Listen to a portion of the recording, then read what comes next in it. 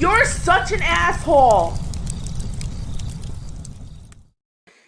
All right, I will be intellectually honest and say that the question is kind of gerrymandered a bit, but not all over. But the guy asking the question may not know what he was asking, so I'm gonna try my best to answer these with the correct. Maybe rephrase the question so it makes it a little bit more clear. Hey, Clary, how accurate would you say would it be to say that a person who espouses a belief in socialism and equality and equity, and those whose household makes more than the median household income, is being hypocritical? According to this source, the average household income would be around $68,703. And let's talk about, because you talk about individuals, I'm going to pull up individual numbers. That's household. That means the father and the mother. Or head of household, which sometimes could be a single parent, or it all depends. And I do believe it includes kids over 16. So that's not what the individual makes. It's what a household makes. Thus why I put a picture of a household, namely the Dayton family, our former governor, Mark Dayton, and his two little nepotist brats. And then I guess his dad, who was, I don't know if he was a nepotist. Now I know it was the Dayton's grandfather who started at Target Corporation. You guys might have heard of that. So we're talking households. That's why I threw a household of socialists up. Oh, but they all have their money hidden in South Dakota. Never mind. No one cares. So a household makes $68,703. But let's start clearly and early and take this one at a time. How accurate would you say it is that a person who espouses a belief in socialism and whose household income makes more than median household is being hypocritical? I would say around 100%, or just shy of 100%. The reason I say just shy of 100% is take the average person off the street. You're going to have to pull someone. Pull somebody who knows what the actual federal, state, and local budgets are. Pull somebody who knows, like, yeah, roughly around X% of my money goes to all forms of government. So my overall tax rate is X%. And then I'd also be very impressed if they've bothered not to go into the granular accounting level of detail of where money is spent in the government, but your general categories: police, military, VA, Social Security, pensions, education, at the state, federal, and local levels. You're talking what? 1 in 1,000? You're literally only talking economists. All right. Everybody, conservative, Democrat, Republican, libertarian, everybody except people who paid attention to the budget and research that is a hypocrite because you don't know what your taxes are. You really don't know what the price of government is.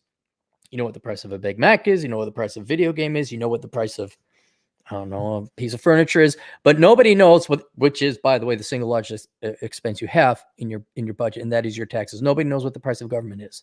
This is done on purpose, where we collect different forms, hundreds of different taxes across multiple layers of government, then nobody can figure it out. Most people I mean, people are so dumb. They go, I got money back from the government, Ma. So no one knows what they're paying. But everybody, whether they're conservative saying, I pay too much in taxes, to Democrats saying, we don't pay enough. We, no, not I. They never say, I don't pay enough. We don't pay enough in taxes because they're parasites. Both are equally hypocritical because nobody even knows what the tax rate is. Like, we got to raise taxes. What's the current tax rate right now? Well, I don't know. It's not enough. No, you dumbass. You better know what the tax rate is right motherfucking now, or you shut the fuck up about it. Because you can't say, we don't spend enough, or we spend too much, or we don't tax enough, or we tax too much, without knowing what our tax levels and our spending levels are. And nobody knows that. Nobody knows that. So it has nothing to do with what their level of income is that determines whether they're a hypocrite. They're a hypocrite if they even utter an opinion about tax or spending when they don't know what their tax rate is, what our overall tax rate is, and what we spend our money on. So the income, household or individual or not, doesn't matter to me. Most people are hypocritical. Most people are argued into their ideological, political beliefs through emotion and not empiricism or economic history or data or logic or ethics. It's just these deals good. And to show you, I mean, just another reason I have so little respect for your basic bitch Democrats. Y'all just believed it because you were told to. And another level of hypocrisy is you all claim to be independent minded. When it's like, no, you're just repeating what you were told to say. You're really no different than the Borg. So forget your income or anything like that. Most people are hypocrites when they speak about government finances. Now, if you are interested, the government spending outside of the Wuhan flu before that crisis was $7.3 trillion in 2019. Out of a $21 trillion economy, that's about 34%. Okay. It's significantly more now, but that's an exception. So right now, our overall tax rate is 34%. I guess that came down under the Trump economy. It was up to 38 under Obama, which I would occasionally round to 40. But now I got to start saying 35 because that's the more accurate data. Now, when you look at total government expenditure as a percent of GDP, that's a 34. Let's just call it 35% tax rate. All right.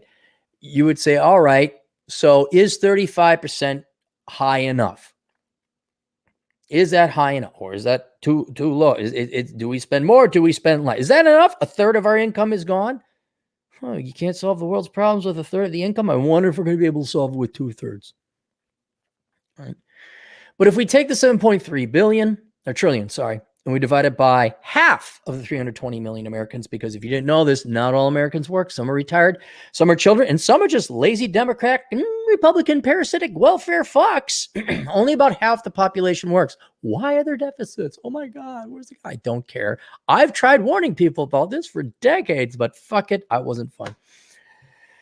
So that adds, where's the number? That results in each worker's responsibility, if we flatlined it, is $45,625. This is called $46,000. So here's the way to tell if someone is a hypocrite, because household income is difficult.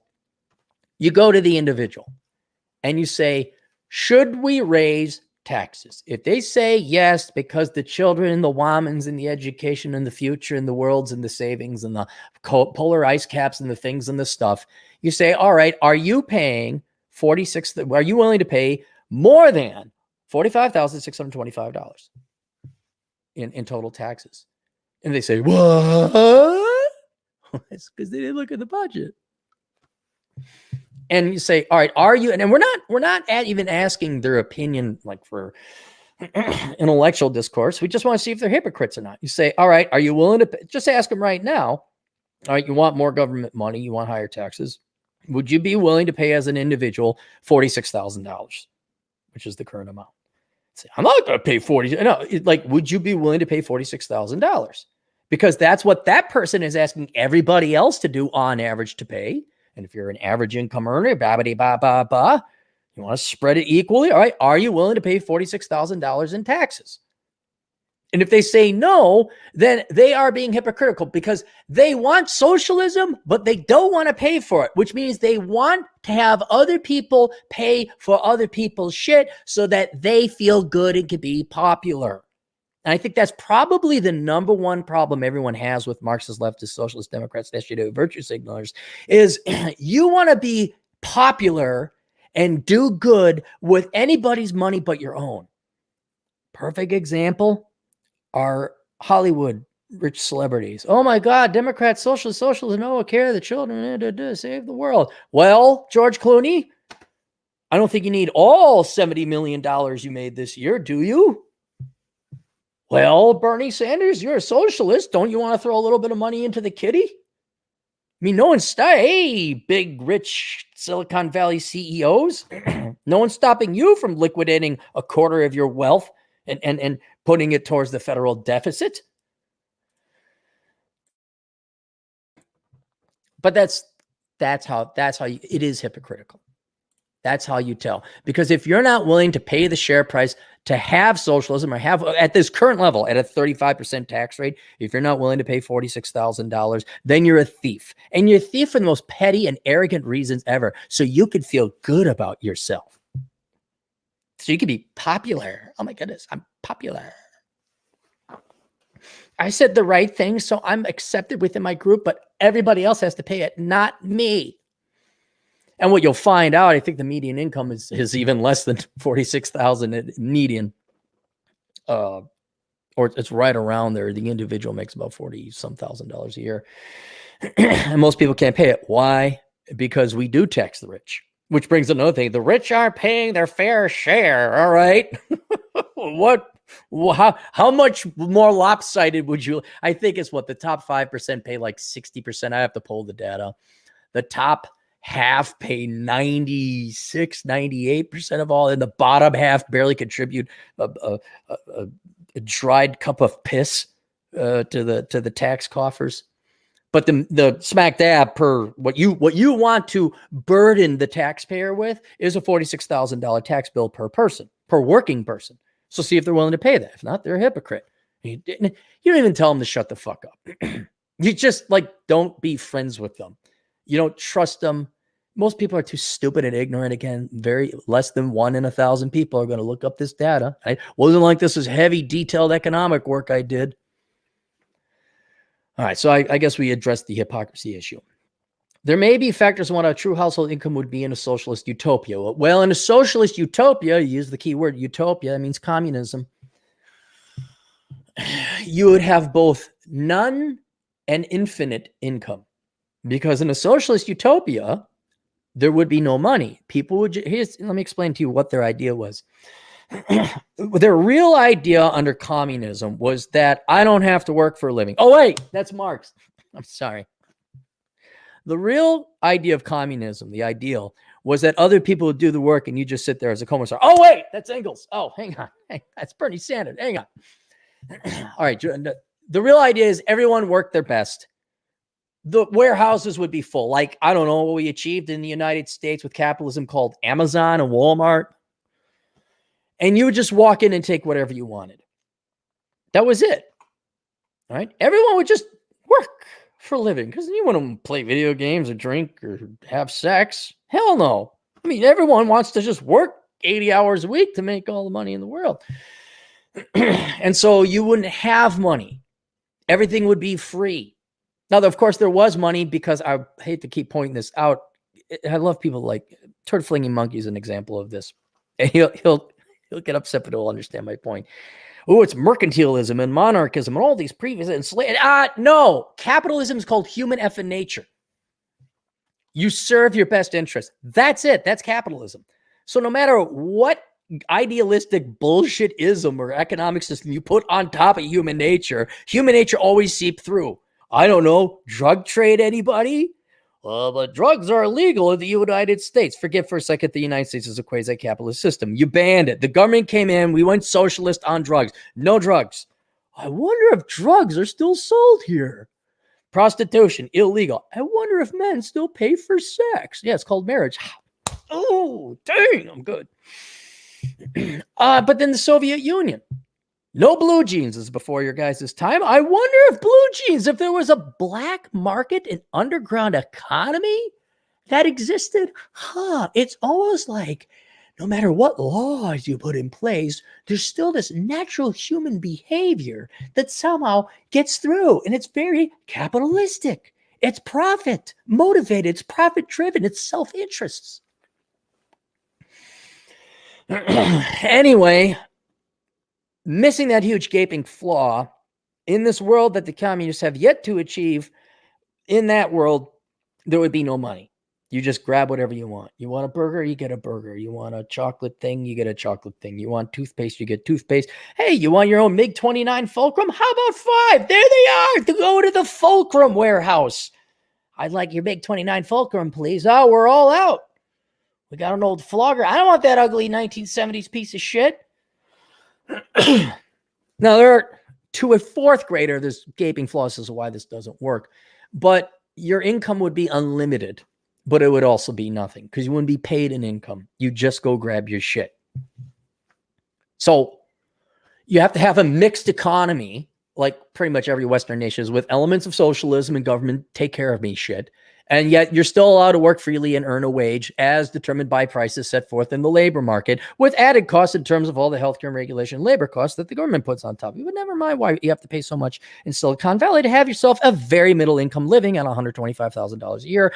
Oh my God, it's almost like he knows something about economics. Don't listen to him. Don't listen to him. So there may be factors what true household income would be in a socialist utopia. It would be null. It wouldn't exist. That's what a true socialist utopia would be. What you could then do, if you want to put numbers on it, is since there would be no currency in the socialist utopia economy you just created called Cappy, you would then have to figure out, all right, what would a foreign country with a foreign currency be willing to pay for Cappy's widgets in the Republic of Cappy? And if you took widgets and they bought some MiG-29 Fulcrums and they bought this and they bought that, you would start to get pricing data that would put a numerical value as to what the economic production was on certain prices, basically compiling a CPI kind of index. And then once we had this basket of goods with prices, we could then, some economist who has nothing else to do in his life and probably wasn't getting laid anyway, could go and calculate, all right, in terms of Swiss francs or US dollars or euros, what is the economic total GDP production of Capistan? And then we'd say, oh, it's $100 billion worth of stuff they make in the socialist utopia. We divide by the number of people living in Capistan. Then you'd have roughly your average household income or individual income, per capita as a proxy. If you want to use historical economic research, you can. Probably the most successful communist country was the Soviet Union, and various economic agencies and the CIA and academics, they roughly peg Soviet Union standards of living to about 25 to 30% that of the United States. Now, this goes back to the 80s. So maybe you would take 20% of today's thing. So times the United States. This is a success. We're not talking. You want to know what the standard of living in Venezuela is? How many pets can I eat? North Korea, I mean, what's standard? Cuba? China, though, there's an argument. Is it really communist, though? They got wages. But, roughly a third. So it'd be 0.3 to 0.3 times 4. $13,000, roughly. It's about what you'd make. I mean, you assume technology raised all boats, communist, capitalist, quasi in between. I can imagine quite a few proponents of liberal ideas taking a step back when they realize they're part of the problem. They'll never, no. You assume intellectual honesty on these people's parts and not ego. I'm sorry, most of the people you're dealing with are going to be egocentric. And most people you're dealing with who are liberals have it at their core value in life. Forget God, forget Vishnu, forget Allah, and forget Yahweh. They want to be a socialist and a good person because I care so much. Because usually people who are liberals and leftists are pretty fucking worthless people. They really don't have much else going on in their lives. Just that aside, they're not going to step back like, oh my God, $46,000. Now, those that did, I mean, and I don't know, client, have you ever seen somebody come in and try to show some economic data, some disbelievers, and that person, how did that go over? You ever witnessed that in your youth? Did that go over like a fart in church? I could tell you as someone who may have tried to make arguments before using numbers, no one's going to listen to you because you're affecting their feelings. So you could say, look, and you could show it on the internet. No, it's 7.3 trillion, 320 million people, half of them work. You're asking the average worker to fork over $46,000, right? Now, if they step back, like there, it's right there. Do you believe it? You're going to see some amazing lying to yourself abilities occur right in front of your face by these people. You might even be, well, and then there'll be that's why we tax the rich. No, but, soon the rich might go away. You don't know if you know this thing called capital flight. I don't mean to make it too complicated an economic argument. But if they're not willing to pay the admission price on the average level, then they're somewhat hypocritical. I don't imagine quite a few proponents of liberal ideas taking a step back. I don't believe that. I believe them turning hostile towards you for daring to bring in fact or reality or math into it. I'd be curious what your results are. You report back to me. What percent of people like, oh, really? 40? Oh, I never thought about that. I'm going to go read some economics books and become an unignorant American fuck. And what sacrifices would take to their own lifestyles to achieve their own values and ideals. Yeah, the median household. Look, basically, the average now again, we cannot understate the effect that taxing the rich has disproportionately. It subsidizes the ever living fuck out of everybody else. All right. The median income in the United States per person, I think, is around 44. So all their income would be gone. You could say, yeah, all your income and more. You'd have to borrow like an extra $2,000 a year to have your, not even socialist utopia, to just afford what we have today at a 38%, 35% tax level. You want Sweden, which is, I think, 60%. Okay, well, that's an extra 25% gross. Then you have to do the numbers again. So what, now you're at 60,000? I think I'd have to do the numbers. Yeah, they'd be sacrificing everything. But you see, you understand, they don't really care about their fellow human being or man, or want to help out the children or the womans or the people with different skin colors, or the disadvantaged or the poor or the child. They don't care. They want to feel good and be popular. They say, I vote for the Democrats because I care so much. Oh my goodness, I'm such an amazing person. Pay for it, what? So they may be shocked at what the price of government is. But I think they'll just say, yeah, but the rich have their, okay, here's where they have their loopholes. They have their loopholes. How are they paying so much? If they had loopholes, they wouldn't be paying so much that we'd have to tax everybody nearly all their income. What do you mean? What? Well, they got benefits, so they're unfairly. Everything they were programmed to have in the K through 12 public schools. By the teachers. I'm sure a shell counter would be that socialists be okay with that income if X and Y were taken care of by the government. Yeah, well, there's an argument. We'll be actually honest. A lot of these socialist countries spend a fraction of their GDP on healthcare compared to the United States. Now we have the avant-garde frontier health system. It's horrifically inefficient and very costly. But we could get by. There's a case that particular market is horrendously mismanaged. And you could say, oh yeah, look at Sweden and Norway. They pay for a lot of things. Norway has oil, but they pay. Okay. I could see, like, if you had a very homogenous society that was rallied around one particular culture, and this is how we do it, we take care of it. All right. But then you try that outside of a Scandinavian area, Venezuela, China, Russia, even Russia, which was kind of Scandinavian, even they had a tough go of it. Just saying, numerically, statistically, it doesn't work. They could say it, and it's like, okay, then why aren't you moving to Sweden? Why don't you just go to California at least? Just go to California. But obviously, that doesn't take into account the median income would be significantly lower. Well, yes, they'd have to give up all their income to pay for that. Right.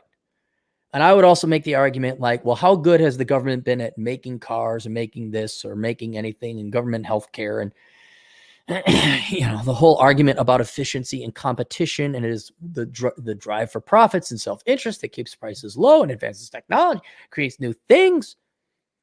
But they don't even get to that stage 2, stage 3 deeper understanding of economics and how it works. It really is just, wouldn't it be nice? And so if everything was bought and taken care of by the government, you wouldn't have Big Mac or Burger King or Wendy's to choose from. You'd have Soviet Burger. And you wouldn't have Crest or Aquafresh or Colgate. You would have government toothpaste. And you wouldn't have Versace or Louis Vuitton. Throw this at the liberal girls or those shoes. Or you would have female-issued wardrobe. Yay. Communism. Yay. But yeah, if you want to go down this rabbit hole, yeah, take the first couple steps into the hole, my buddy. Let's see what happens. You go convert. You bring the message of Adam Smith to the masses and see how well you're received. So there you go. All right.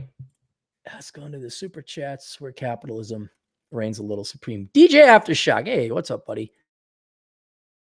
Come on, dude. You're just hating. My dad, Mark Dayton the seventh, is paying my way through St. Thomas while I smoke at his house on the Long Lake, man. Long Lake, you know Long Lake. Yes. I didn't realize his children were so ugly. I knew the Dayton boys like ran these okay, I should say non, but they ran these businesses. I wonder where they got the capital from. Oh, real strong independent men there. I think both of them closed out. You just look at them like, oh, yeah. Now I know what the word blue blood means. Okay, got it. Oh, Osama Abdu for $2. AC, you're hella funny. Ever thought of doing stand-up? I did. Don't have the time. Doesn't pay. I might do it for fun. But to do a stand-up routine, dude, that's work. Like I do speeches, when I do a seminar, I do my videos. Not these impromptu ones. I'm talking like when I do if you want, there's the minimalism seminar. You can all see it when I'm rehearsed. That takes some rehearsing and doing and polishing and choosing the precise words and delivery and timing and all that. And act like Norm Macdonald. Go watch Norm Macdonald. That man's a genius. Pretty much any successful comedian is a genius, but it's more than just repeating the words. There's so much other stuff, the tone, the delivery, the timing, everything. Bill Burr, watch him. Eddie Izzard, watch him. Richard Pryor, older stuff, but watch him. But then there's Mahoney. He's an Irish guy. And he's not that funny. You know why? He's just reading the jokes. That's all he does is read the jokes.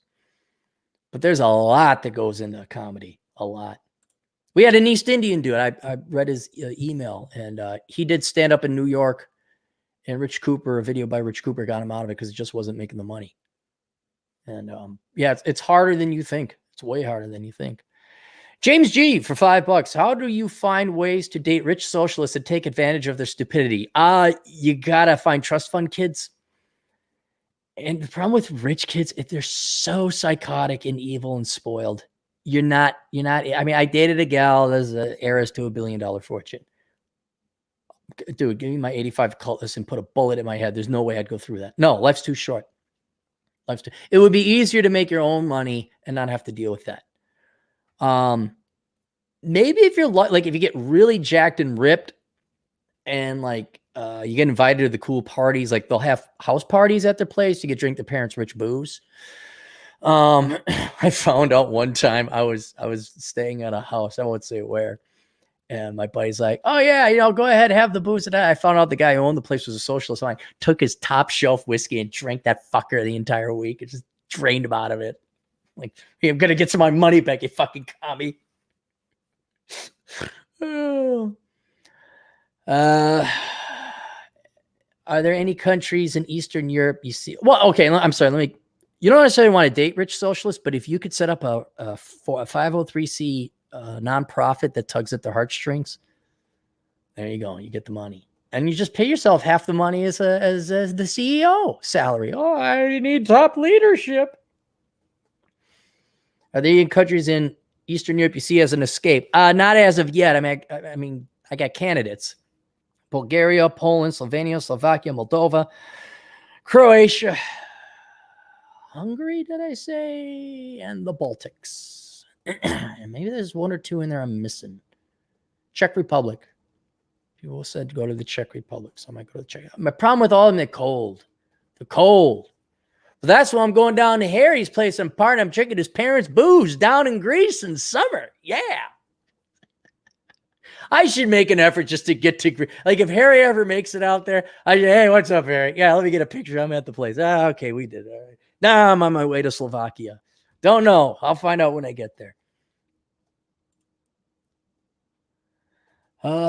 Mike W for $2. What does full employment U.S. economy look like? It is officially 5%. That's what they consider full employment is 5%. That is where the number of people unemployed are willingly unemployed because they're looking for better job opportunities. Full employment looks great. Wages go up. Duration of unemployment goes down. The amount we pay out for unemployment, welfare goes down. People are happier. Depression goes down. Tax revenues go up, production goes up. It's good. Full employment's a good thing. But that's not happening today. Remember those horrible times when unemployment was below 4%? Remember that? Love the millennials. It's such a Trump economy. I can't find a job. Like, you think you can't find a job with 3.4% unemployment? I can't wait till it goes above 5. Now we're at 10. What are we at? 12? Swallow Blue. For $5, he had nothing to say. He just wanted to say thank you. Thank you for the $5. Is that it? That's it. All right, there you guys go. Glad we had this economics lessons, questions, answers, assholeconsulting.com. And remember, I got a pile of books here. Where'd it go? Remember, October is the Black Man's Guide Out of Poverty month. Get the book, The Black Man's Guide Out of Poverty, for either yourself or to help out a fellow black brother who happens to be poor and he wants to get out, but you don't think he's ever going to listen to the non-leftist side of things, to unplug him, to give him, this is what, the red pill. This is the red pill for black dudes to get out of the little communist matrix you're all in there. All right. We'll see you guys later. Toodles.